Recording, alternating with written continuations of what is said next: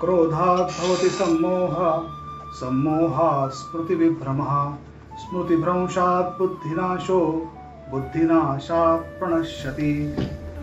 मित्रांनो, या श्लोकात क्रोधामुळे मनुष्याचा नाश कसा होतो याची पद्धत सांगितली आहे.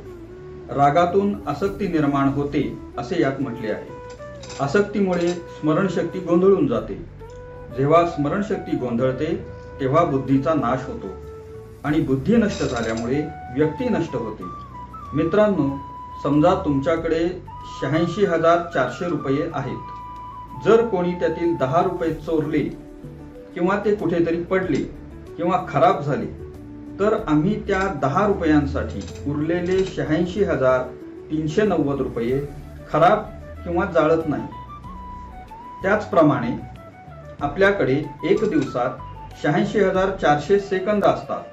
आम्हाला 10 सेकंदाचा राग आला तर उरलेले 86,390 सेकंद कशाला वाया घालवायचे?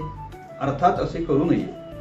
तर मित्रांनो, या श्लोकाचा तात्पर्य असा आहे की जर आपला नाश व्हायचा नसेल तर राग येण्याऐवजी त्याविरुद्ध क्षमा करण्याचा गुण अंगीकारला पाहिजे, जेणेकरून आपण वरच्या दिशेने जाऊ शकतो.